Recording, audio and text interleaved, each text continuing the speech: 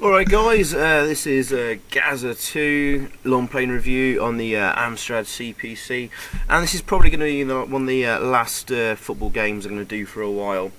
But this one's quite interesting because it was advertised for sale for the Amstrad GX4000 console on cartridge, but no one's ever actually seen it on sale, or as far as we know, owns a copy. Now, it got reviews in magazines like Amstrad Action. Here it is. And as you can see, there's like a digitised picture of Gaza on the title screen, and the graphics actually look a lot better, recoloured for the extended palette of the Plus and GX4000 console. Here it is in a French mag, and let's have a little zoom in on the screenshot there. Looks quite a nice title screen there actually, and actually in game looks quite nice as well. So yeah, this actually means that this is probably, arguably, the rarest cartridge game for the Amstrad GX4000. We've got proof there that it did exist, and it's probably rarer than the Chase HQ2 cart. And obviously we're playing the standard version. It got released on tape and disc on the Amstrad CPC machines, yeah, maybe it didn't actually get a proper official release commercially. Maybe all that was done was press and review copies sent out on like a blank cartridge for the magazines at the time, like Amstrad Action to review. And then Empire Software probably, I don't know, saw the state of the GX4000 being sold off at nut bottom prices, and having hardly any games in the shops, and they probably thought better of it. Shame really, but this was as late as, well, December 1990, as you can see there actually. It was actually early 1991 when the review copies were sent out, so it was almost a good year. Well, maybe a good 6 to 8 months since the console had been out. So yeah, I guess they kind of knew that he wasn't selling well, so why continue producing the game? Doesn't make sense to me. So maybe there is some real copies of this game existing out there. But for the time being, guys, and for the purposes of this video, we're going to have to make do with the standard version on the Amstrad CPC, which came out a few months later, I believe. And we've scored our first goal. I'm not going to do a long review of this game, guys. I'll probably just commentate for, I don't know, 10 or 20 minutes or so, at the most. And, okay, well, let's get onto this game. Right, so we don't actually choose a team. You just start as player 1. And then you select your team you're going to play against. So we're going to play against each of the teams, starting with the easiest team, which is Albania. And we've got kind of a, this is very, very reminiscent of Kickoff actually, especially the Amstrad version, because it actually used pretty similar colours of the purple and blue and green, and the light blue. Oh, the colour changes, okay, first thing to mention, corners. Get a shoot at 45 degrees in the opposite away, and look at my team players. They've all run back into my own half. So that's a bit of a strange bug. There's no fouls, there's no penalties.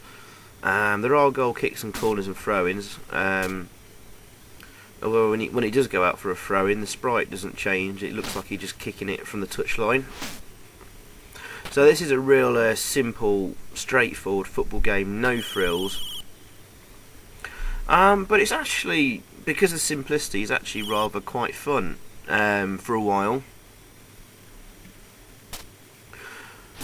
These earlier teams, though, are really easy to defeat. So probably for the first 4 or 5 games, this is going to be quite tedious viewing. You've just scored again. I'd say by the final 3 matches, I think there's about 10 teams in total. Things get really tough and perhaps a little bit more interesting and exciting for you guys. But yeah, look how long it takes for them just to run the ball back to take the bloody kick off. really the teams don't really increase in how good they are, just how fast they are. And as you can see, Albania are really slow. And basically they just get, as you progress along the teams you're playing against, they just get faster and faster, bit by bit. And I think the second to last team, which may be Germany, they're basically the speed level becomes equal to your speed level, and eventually the final team, the last team, Brazil, they're actually slightly faster than you are, and they're an absolute swine to beat, but I eventually did it. God. Okay, so we're 3-0 up, and there's pretty much only one way to score, and you can use the same method again and again and you will always score, which is basically by diagonally shooting the ball into the net. I mean, we can try crosses and stuff like that, but it's pointless. I mean, none of my players are there. The goalkeeper just keeps in line with the ball, so if you just shoot it diagonally, you're always going to score. The goalkeeper never actually saves the ball, it just bounces off him if he does actually get to it. And, jeez, I've got a tedious wait for him to get back to the centre of the pitch. Obviously, as the teams get faster, that's not too much of an issue. That's going to be a bit later on in this video. There's oh, there we go. We just won the game. Nice bit of music there, showing you won. And back to the title screen. You then just have to select the next teams to play against. There's no real sort of cup or whatever. There's the controls again. As you notice, it's all controlled from the joystick. No keys at all are needed to be used in the game, so that's another clue. This was designed for a console. There's also an option there to use joystick 2, because the GX4000 Plus machines did have 2 joystick ports. So that, you know, that just kind of just further confirms that this was designed to be a cartridge game without, you know, for the console. And that didn't come with a keyboard. Now what I do like about this is there's the radar there, and that's extremely useful. And I wish a lot of football games had this, because nearly all of them we've looked at and played, well,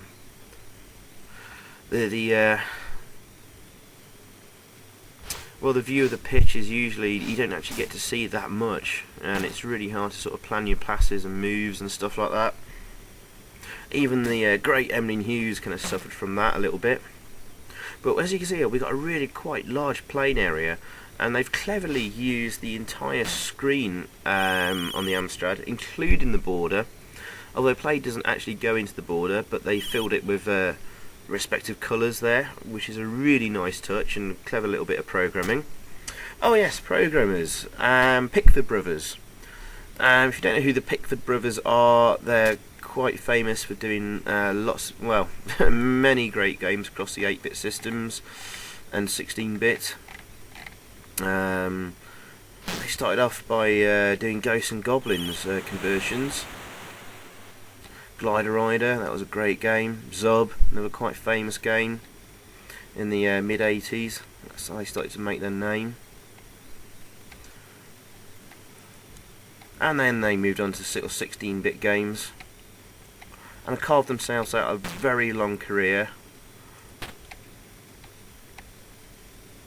I think they're even involved with Worms, if I'm correct.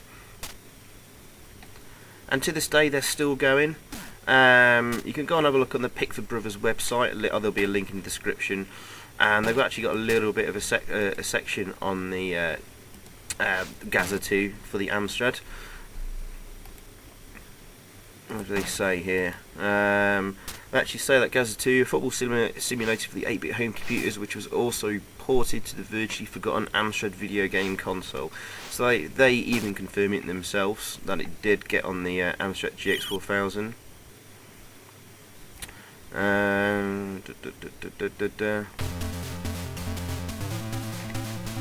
Yeah, I think it was John Pickford that wrote the game.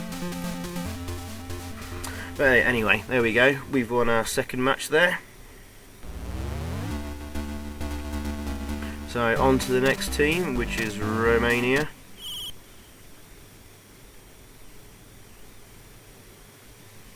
As you can see, the speed starting to pick up now, the opposition. Not by much though. I think we'll run them all ragged for the next few matches, pretty much. Anyway, as I was saying, I like the radar. That's good. And I like the kickometer. That works really well. Probably a bit better than the Matchday 2 one, which was fixed. The longer you hold down the fire button, obviously the more red you see in the bar there, the stronger the kick. But that's it. There's no other sort of special shots you can make. The manual actually tells you that you can do chip shots and swerve shots and stuff by pressing the appropriate direction. No, it's a complete fat out lie. You have one kick, and it's just determined by the time you hold down the fire button and the kickometer there.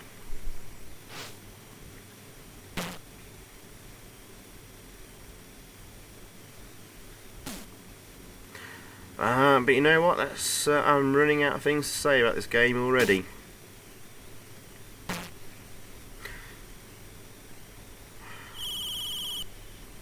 All I'm going to say is, guys, if any of you out there actually own this cartridge game or have the review copy in your hands or know someone that might have it, please do get in touch with me. We can make sure the game can get safely dumped onto a file that we could play in emulators and stuff, without damaging the cartridge or putting it in danger in any way, shape or form. And we'll do it to any of your requirements, anything you want us to do. If you want us to come round or whatever with the equipment to dump the game, that's fine. But please, if you do have this, do get in touch. Yes, likewise the Chase HQ2 cart, another very rare game.